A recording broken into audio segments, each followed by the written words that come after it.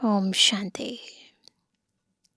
पवित्रता ब्राह्मण जीवन की रियलिटी है, रॉयल्टी है, पर्सनालिटी है।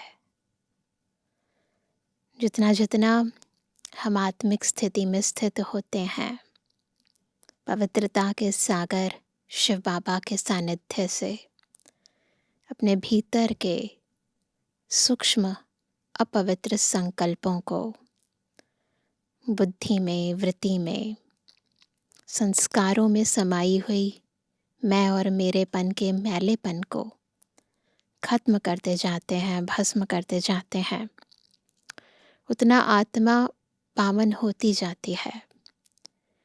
और ये पवित्रता आत्मा को अंदर से इतना मजबूत बनाती है जिससे आत्मा पहले स्वराज्य अधिकारी बनती है और उसी के आधार पर वो भविष्य में राज्य अधिकारी बनती है।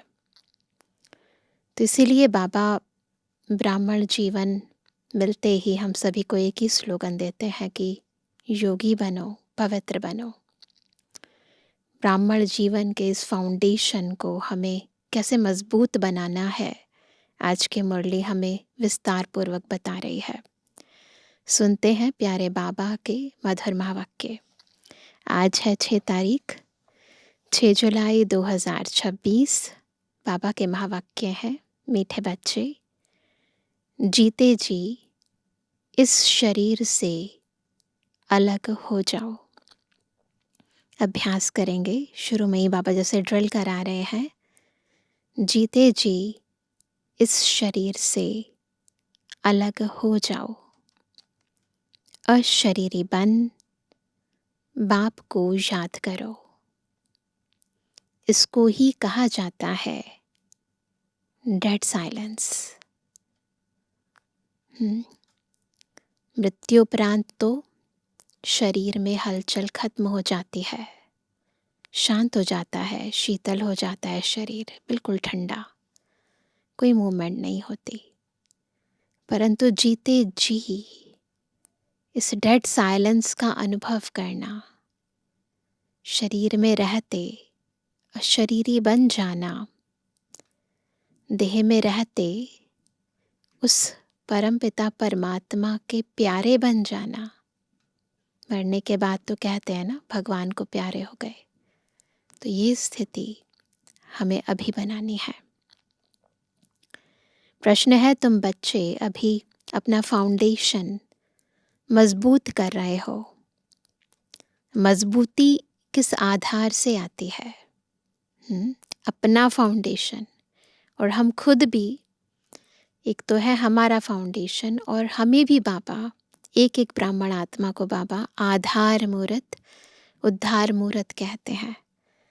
तो कल्प वृक्ष के जड़ों में हमारा निवास स्थान है। मनुष्य सृष्टि रूपी कल्प वृक्ष के हम आधार मूर्त हैं, जड़ों में है। और हमारा आधार किस पर है? उत्तर है पवित्रता के आधार से। जितना जितना आत्मा पवित्र अर्थात सच्चा सोना बनती जाती, उतनी मजबूती आती। बाबा अभी स्वराज्य का फाउंडेशन इतना मजबूत डालते हैं, जो आधा कल्प उस फाउंडेशन को कोई हिला नहीं सकता। तुम्हारे राज्य को कोई छीन नहीं सकता। आधा कल्प तक हम आत्मा इन शरीर की सर्व कर्मेंद्रियों के राजा बनेंगे। विश्व राज्य तो मिलेगा ही, परंतु मन बुद्धि संस्कारों पर भी आत्मा का संपूर्ण कंट्रोल होगा। उसका फाउंडेशन है इस समय की हमारी पवित्रता। गीत है ओम नमो शिवाय।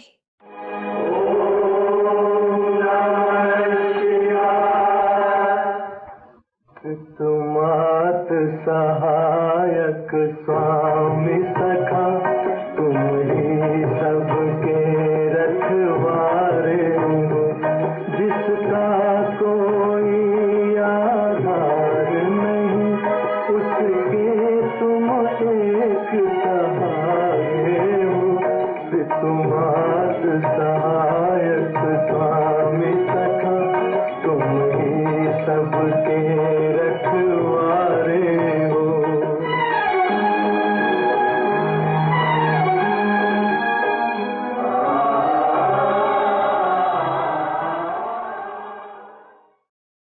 शांति।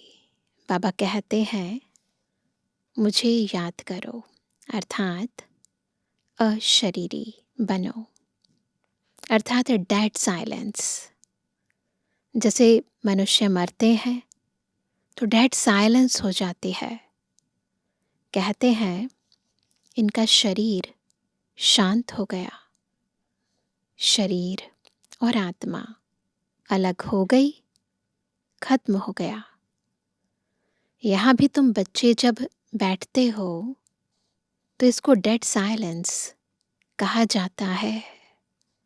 जीते जी अशरीरी बन जाओ, अपने को आत्मा समझो, बाप को याद करो।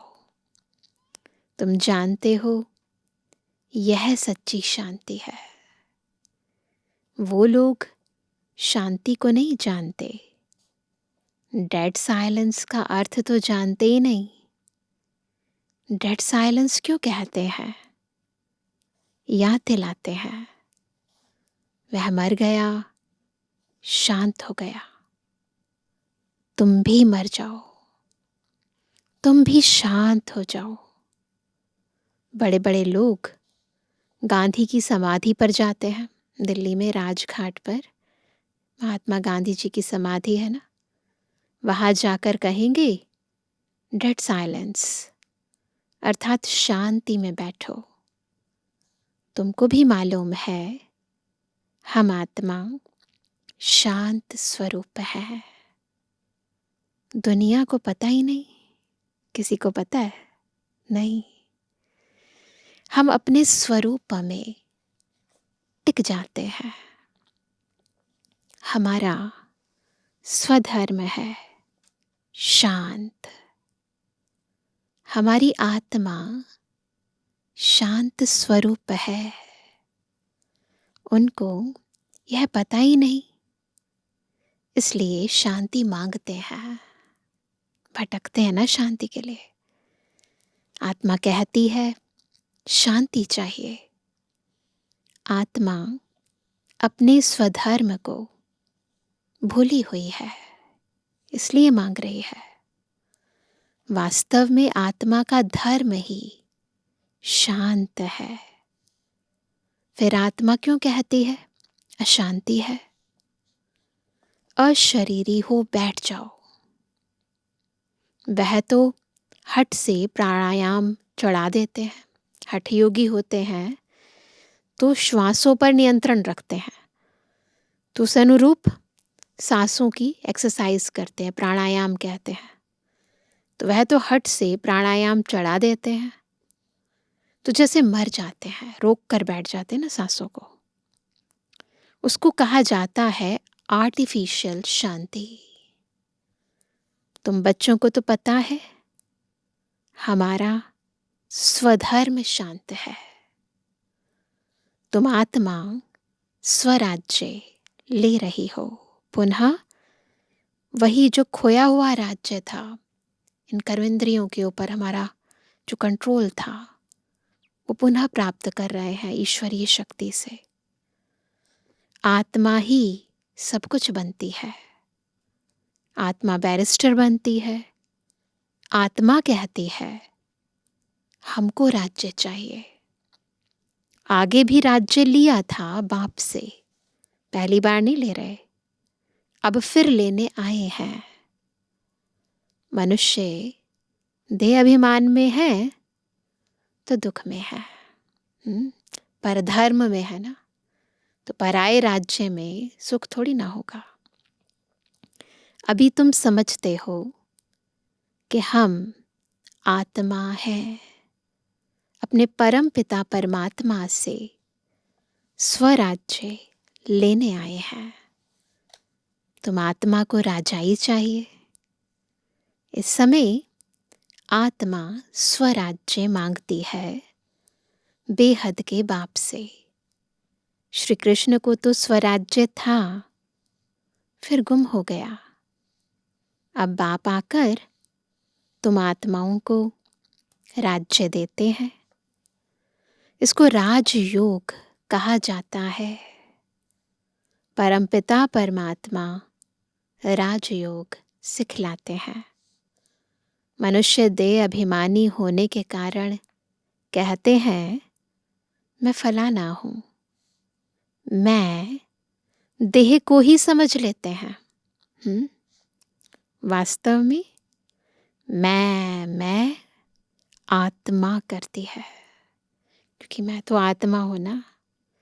शरीर मेरा कह देती है, आत्मा कहती है मैं यह चीज उठाता हूं।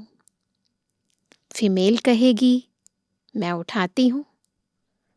वास्तव में आत्मा तो मेल है, पर बॉडी कॉन्शियसनेस में है ना, तो अपने को फीमेल समझते हैं। मैं आत्मा बाप का बच्चा हूं। आत्मा रूप में कोई मेल फीमेल नहीं है, आत्मा तो बाबा का बच्चा ही है। आत्मा कहती है बाबा हम आपसे स्वराज्य ले रहे हैं। आत्मा को स्वराज्य देते हैं परमात्मा। भक्ति और ज्ञान में देखो कितना फर्क है। शिव का मंदिर भी होता है, सबसे जास्ती घंटे भी शिव के मंदिर में बजते हैं। उनको जगाते तो सबको है। सवेरे सवेरे बैंड बाजे बजते हैं। यहाँ बाप बच्चों को जगाकर देवता बनाते हैं। भक्ति में हम शिव के मंदिर में घंटे बजाते हैं, शिव बाबा को जगाते हैं, और ज्ञान मार्ग में बाबा हमको जगाते हैं। घंटे आदि बजाने की कोई बात नहीं। बाप कहते हैं तुमको स्वराज्य चाहिए तो पहले पवित्र बनो। एम ऑब्जेक्ट बुद्धि में रहती है। स्टूडेंट कहेंगे हम यह मैट्रिक पास करेंगे, फिर यह करेंगे। सन्यासी चाहेंगे हमको शांति मिले। एक कहानी भी है ना, रानी के गले में हार पड़ा था, ढूंढती थी बाहर।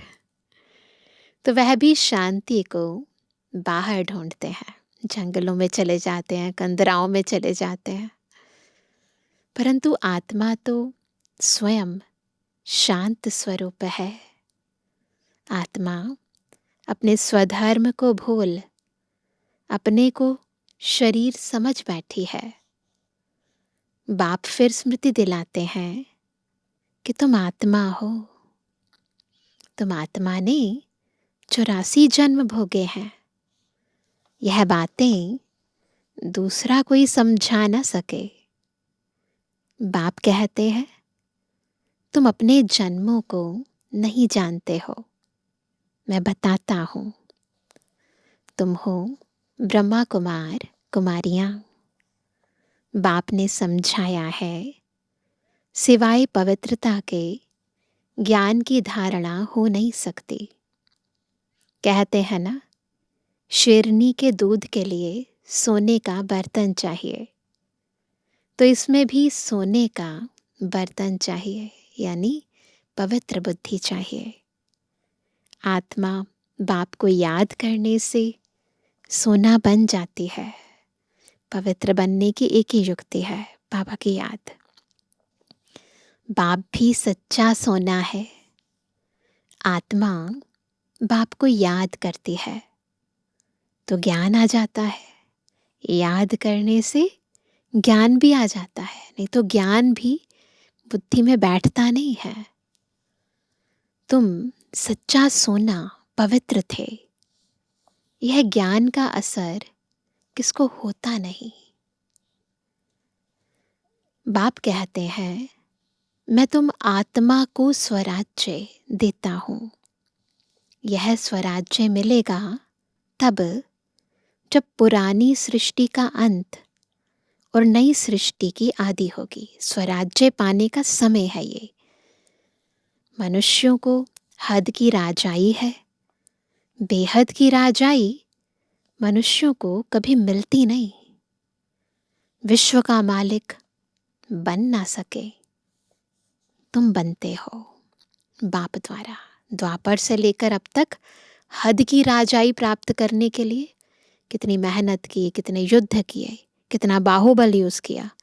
बेहद की राजाई, बिल्कुल अहिंसात्मक है ये युद्ध। ये राजाई केवल एक बाबा दिलाते हैं, स्वराज्य अधिकारी पहले हमें बनाते हैं। तुम बनते हो बाप द्वारा। भगवान बाप को ही तुम्हारे 84 जन्मों का मालूम है। देवताएं अपने जन्मों को जान नहीं सकते। अगर जान जाए तो दुखी हो जाए। क्या सीढ़ी उतरते जाएंगे? अगर पता चल जाए तो दुखी हो जाएंगे ना। राजाई का सुख ही गुम हो जाए। यहाँ तुमको पता है, क्योंकि अभी तो मिलना है ना। जानते हैं कि हम आत्मा है, इसमें संशय की बात नहीं। एक दो से सुनकर वृद्धि होती जाती है। यह दैवी धर्म का झाड़ स्थापन हो रहा है। तुम समझ सकते हो, यह हमारे ब्राह्मण कुल का आया हुआ है। इसने पूरी भक्ति की है, फिर बाप से वर्षा लेने आया है। ज्ञान पूरा होता है, फिर भक्ति शुरू होती है। यह किसको पता ही नहीं है। मकान भी नया और पुराना होता है ना। कच्चे मकानों की आयु जरूर कम होगी। आजकल मकान बहुत पक्के बनाते हैं। भल अर्थक्वेक आदि हो तो भी मकान गिरे नहीं, है ना। आजकल अलग अलग तरह की टेक्नोलॉजी हो गई है। नुकसान ना हो, बहुत मजबूत बनाते हैं। फाउंडेशन जास्ती पक्का बनाते हैं। अब फाउंडेशन पड़ रहा है स्वराज्य का। इम्पॉर्टेंट होती है नींव। मकान की नींव वो एक अलग फाउंडेशन है, परंतु अभी हम अपने जन्म जन्मांतर की तकदीर बना रहे हैं और उस तकदीर का फाउंडेशन अभी लगा रहे हैं। क्या आगे चलकर अलग अलग युगों के अंदर हमें क्या क्या प्राप्तियां होंगी, उन सब का आधार है संगम युग पर किया गया हमारा पुरुषार्थ। तो भी हम फाउंडेशन लगा रहे हैं स्वराज्य का। आत्मा को 21 जन्म के लिए राज्य मिलता है। यहाँ की राजाई तो कुछ है नहीं, कलयुग की राजाई तो कुछ भी नहीं है ना। आज राजाई है, कल किसी ने चढ़ाई की, खलास। फाउंडेशन कोई का है नहीं, मनुष्य का भी फाउंडेशन नहीं। आज है, कल मर जाए, कुछ पता है किसी को? अभी तुम्हारा फाउंडेशन बाबा पक्का डाल देते हैं। जो 21 जन्म तुम राज्य भाग्य पाते हो, तुम्हारी राजाई का पक्का फाउंडेशन पड़ता है। तुमको कोई भी धरती का तूफान हिला ना सके, इतना पक्का फाउंडेशन। गीता में भी कहते हैं बाबा हमको स्वराज्य देते हैं जिसको कोई ले ना सके, गिरा ना सके। ऐसी बादशाही देते हैं जो जरा भी दुख की बात नहीं रहती। आत्मा को कितनी खुशी होनी चाहिए। बाबा इतना अच्छा फाउंडेशन डाल रहे हैं प्योरिटी का, तो बच्चों को कितनी खुशी होनी चाहिए। निश्चय तो है ना। निश्चय नहीं है तो वो स्वर्ग में चलने के लायक नहीं। पहले तो निश्चय चाहिए ना। इतने ढेर ब्रह्मा कुमार कुमारियां वृद्धि को पाते रहते हैं। तुम जानते हो ज्ञान सागर पतित पावन हमको पढ़ाकर राजयोग सिखा रहे हैं। वह फिर कह देते हैं श्री कृष्ण ने सिखाया। यह कैसे समझें? शिव बाबा ने मनुष्य तन में आकर सिखाया। नहीं समझ सकते, बुद्धि चाहिए ऐसी शुद्ध। भारत ही पवित्र था, अब अपवित्र पतित है। देवताओं के आगे जाकर उन्हों की महिमा गाते हैं। शिव के आगे कभी ऐसा नहीं गाएंगे, तुम सर्वगुण संपन्न 16 कला संपूर्ण हो। शिव की महिमा अलग है। वह ज्ञान का सागर, पतित पावन, सर्व का सद्गति करने वाला, सर्व की झोली भरने वाला भोलानाथ है। ऐसे बाप को सब भूले हुए हैं। परमपिता परमात्मा को बुलाते हैं कि आकर दुख हरो सुख दो। ऐसे ही कहते हैं ना, दुख हरता सुख करता तो एक ही है। उनकी ही श्रेष्ठ मत है। तो दुख हर कर सुख देने के लिए बाबा तरीका बताते हैं, श्रीमत। जितना जितना श्रीमत पर चलते हैं दुख दूर होते जाते हैं, सुख मिलता जाता है। वह है श्री श्री भगवान की मत, जिससे तुम बच्चे भी श्रेष्ठ बनते हो।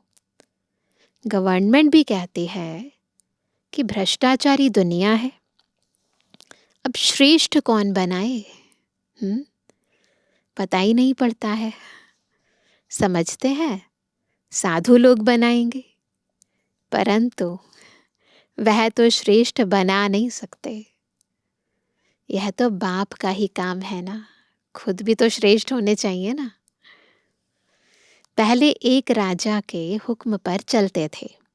एक का ही राज्य चलता था। सतयुग में तुमको वजीर आदि कोई भी नहीं है।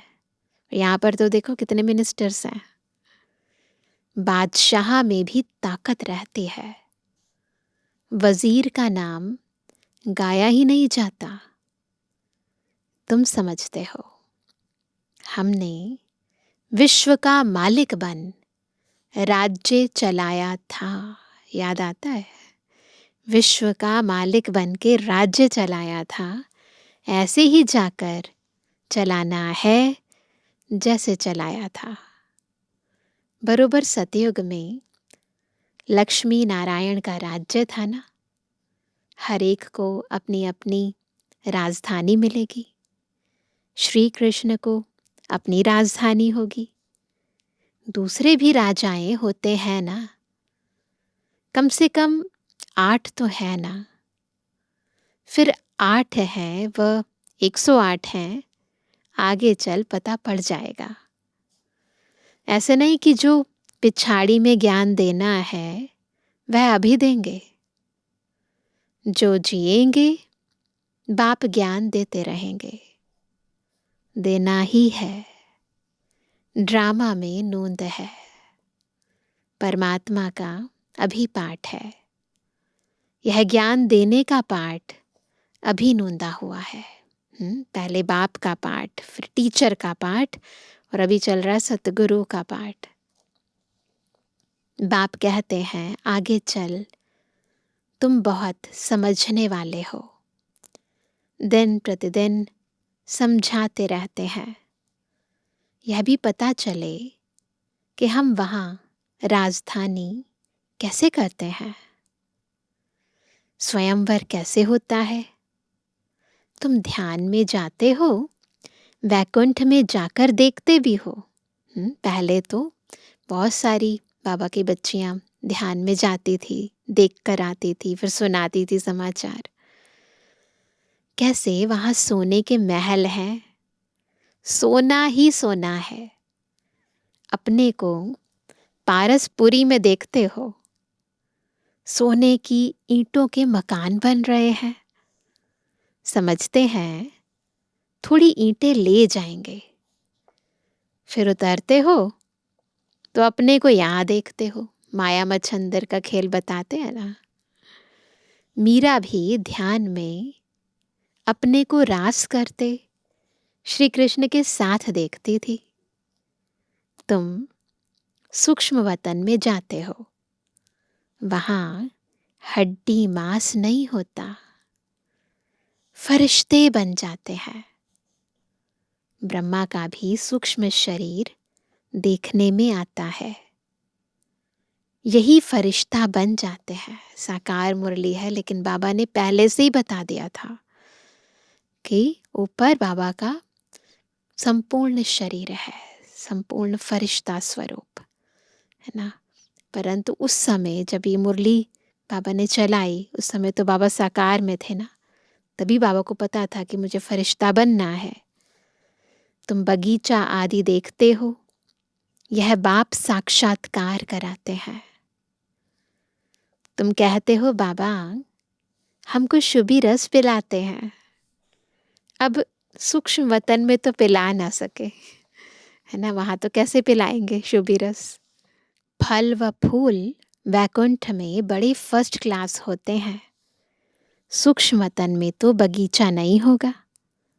तुम बताते हो कि बगीचे में गए, फिर वहां प्रिंस था, वह तो वैकुंठ हो गया ना। तो बाबा संदेशियों को ऊपर ले जाते थे, ध्यान में सतयुग की सीनरियां देखती थी। तो एक्चुअली में तो वहाँ कुछ नहीं है, लेकिन बाबा वहाँ पर उन सबको अलग अलग तरीके से बहलाते थे, ज्ञान के अलग अलग राज खोलते थे। तो जैसे बाबा ने कहा कि वैकुंठ के वैभव यहाँ मिल ना सके, वहाँ तो फर्स्ट क्लास वैभव होते हैं। बाप कहते हैं हम तुमको वैकुंठ का मालिक बनाते हैं। तो ये राज खोले तभी तो बच्चों को निश्चय हुआ ना, नहीं तो अभी तो एआई आ गया है, पहले तो इतनी टेक्नोलॉजी भी एडवांस नहीं थी। तो कैसे निश्चय हो? निश्चय दिलाने के लिए बाबा का ये ट्रांस का पाठ चला। तो बच्चों को वहाँ दिखाते थे, संदेश पुत्रियाँ बताती थी, तो निश्चय पक्का हुआ। तो बाबा कहते हैं हम तुमको वैकुंठ का मालिक बनाते हैं, यहाँ तो दुख ही दुख है ना। कोई ऐसा मनुष्य नहीं जो ऐसा न कहे कि हे भगवान दुख से छुड़ाओ। दुख में ही याद करते हैं। श्री कृष्ण के पुजारी कहेंगे कृष्ण कहो, हनुमान के पुजारी हनुमान की जय बोलेंगे। यहाँ बाप कहते हैं निरंतर मुझ बाप को याद करो। अलग अलग देवी देवताओं के पुजारी अलग अलग जयकारे लगाते हैं, परंतु यहाँ पर खुद बाबा कहते हैं जयकारे नहीं लगाने हैं, याद करना है। ऐसा याद करो जो अंतकाल कोई की स्मृति न आए। काशी कलवट खाते थे, उसमें किए हुए पापों की ऐसी महसूसता आती है जैसे जन्म जन्मांतर की सजाएं भोगते हैं, है ना। बता रहे हैं बाबा, वैसे भी अक्सर लोग अपना अनुभव सुनाते हैं कि जब शरीर छोड़ने का टाइम होता है तो जो कुछ भी विकर्म किए हैं आत्मा ने इस जन्म के अंदर जो याद होते हैं, या कई बारी पिछले जन्मों के भी आत्मा के सामने रील की तरह आते हैं, तो वो जो आत्मा की स्थिति होती है बहुत दयनीय होती है, दुखदाई होती है। तो बाबा बताते हैं जैसे जन्म जन्मांतर की सजाएं भोगते हैं, बहुत पाप किए हैं, इसको कहा ही जाता है पाप आत्माओं की दुनिया। आत्मा पापी है, आत्मा ही बाप को बुलाती है, हे परमपिता परमात्मा, हे परम धाम के रहने वाले शिव बाबा। उनका असली नाम तो एक ही है, वह है आत्माओं का बाप। रुद्र के साथ सालीग्राम शब्द शोभता नहीं है, शिव और सालीग्राम शोभता है। शिव का मिट्टी का लिंग बनाते हैं, जब यज्ञ रचते हैं तो सालीग्राम भी बनाते हैं। पतित पावन तो वही है ना। यहाँ यज्ञ भी रचते हैं। भारत सबसे ऊंच है, परंतु देवता धर्म को भूल गए हैं। ऊंच किस लिए है? क्योंकि यहीं शिव बाबा का आगमन होता है, यहीं इसी पवित्र धरती के ऊपर देवी देवताओं का आगमन होता है, परंतु भूल गए हैं ना। तुम्हारा आदि सनातन देवी देवता धर्म है, वह तो चला आना चाहिए। हिंदू कोई धर्म थोड़ी है। देवता धर्म वाले ही सतो रजो तमो में आते हैं। जब तमो में आ जाते हैं तो अपने को देवता कह नहीं सकते। वास्तव में हिंदू तो धर्म है नहीं। तो समझाया जाता है कि तुम देवी देवता बन सकते हो, आकर समझो। कैसे बन सकते हो? उसके लिए ज्ञान है ये। तो कह देते फुर्सत कहाँ है। बाप कहते हैं हम तुमको अपना बनाते हैं शांति और सुख का वर्षा देने लिए। हम अपने लिए ही मेहनत करते हैं ना, किसी और के लिए थोड़ा ना कर रहे हैं। तो बाबा हमारे भले के लिए, हमें सुख शांति देने के लिए ये सब कुछ कर रहे हैं। कोई परिवार आपस में इकट्ठे रहते हैं, बहुत प्यार से चलते हैं। आजकल तो बहुत कम मिलती है ना ऐसी जॉइंट फैमिलीज। सबकी कमाई इकट्ठी होती है, कोई हंगामा नहीं रहता है।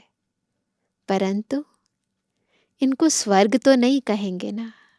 अगर ऐसा कोई परिवार है भी, फिर भी उसे स्वर्ग तो नहीं कहेंगे ना। सतयुग में एक भी घर में स्वर्ग किसे कहेंगे? अब परिभाषा बता रहे हैं, क्योंकि सतयुग में एक भी घर में बीमार दुखी होते नहीं। नाम ही है स्वर्ग, वहां सब सुखी रहते हैं। बाप से तुम सदा सुख का वर्षा लेने आए हो। तुमको ज्ञान मिला है। कहते हैं बाबा आप पतित पावन हो, हमको भी पावन बनाओ।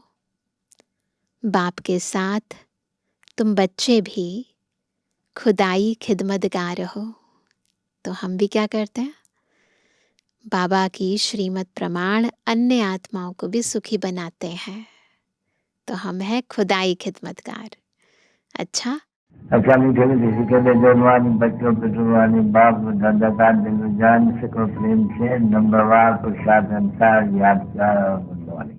रूहानी बच्चों की, रूहानी बाप दादा को गुड मॉर्निंग, नमस्ते नमस्ते नमस्ते।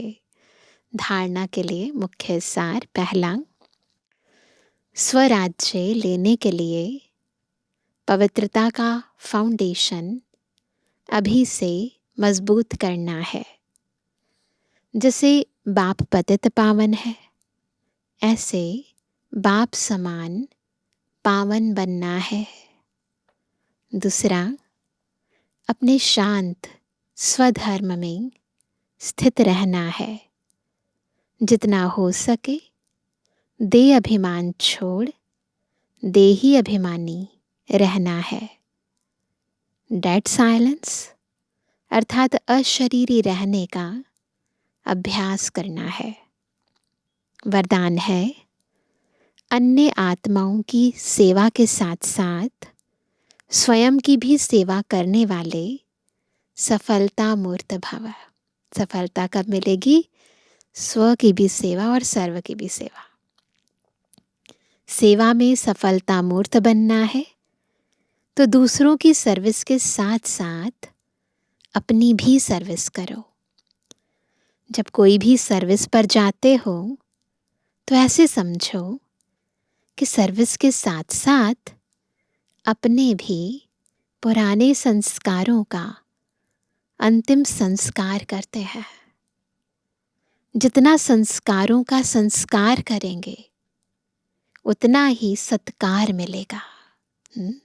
चाहते हैं ना सत्कार मिले, सम्मान मिले, उसका आधार है अपने पुराने संस्कारों का संस्कार करना। सभी आत्माएं आपके आगे मन से नमस्कार करेंगी। लेकिन बाहर से नमस्कार करने वाले नहीं बनाना, मानसिक नमस्कार करने वाले बनाना। दिल से नमस्कार करें, बाहर से नहीं। स्लोगन है, बेहद की सेवा का लक्ष्य रखो तो हद के बंधन सब टूट जाएंगे। लक्ष्य क्या होना चाहिए? बेहद की सेवा। आज का अव्यक्त इशारा, ज्वाला स्वरूप स्थिति में रहे शक्तिशाली याद का अनुभव करो। जब तक आपकी याद ज्वाला रूप नहीं बनी है, तब तक यह विनाश की ज्वाला भी संपूर्ण ज्वाला रूप नहीं लेती है। यह भड़कती है, फिर शीतल हो जाती है, क्योंकि ज्वाला मूर्त और प्रेरक आधार मूर्त आत्माएं अभी स्वयं ही सदा ज्वाला रूप नहीं बनी है। अब ज्वाला रूप बनने का दृढ़ संकल्प लो और संगठित रूप में मन बुद्धि की एकाग्रता द्वारा पावरफुल योग के वाइब्रेशन चारों ओर फैलाओ। वर्तमान समय इस ज्वाला स्वरूप की तपस्या की बहुत आवश्यक है, स्वयं के लिए भी और सर्व के लिए भी। अच्छा, ओम शांति।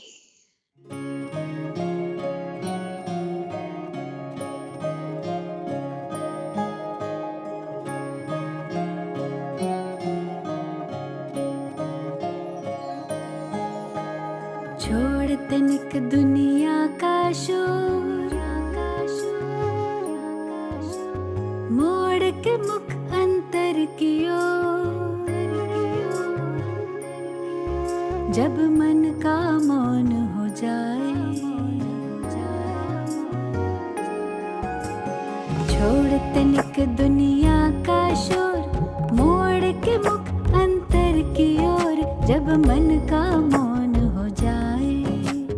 चंचल चित्त का भटका पंछी लौट जो नीड़ में आए, सुख चैन अनोखा पाए।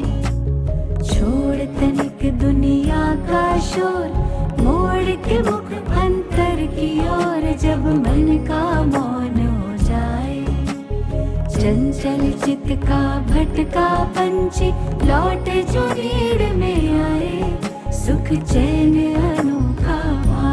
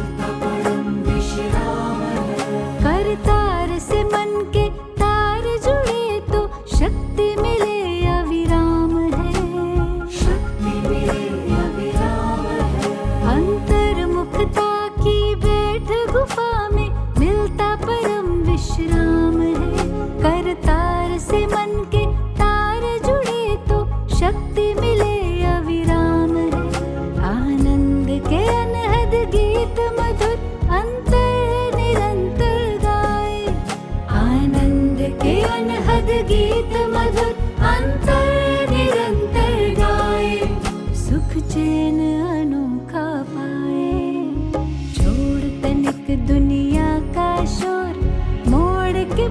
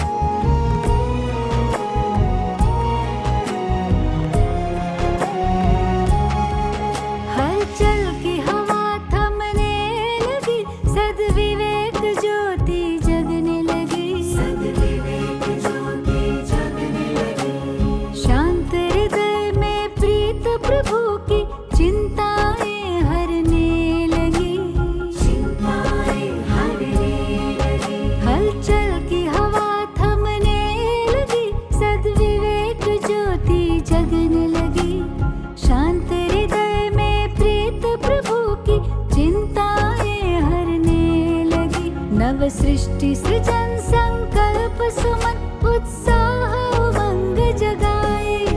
नव सृष्टि सृजन संकल्प सुमन उत्साह उमंग जगाए। सुख चैन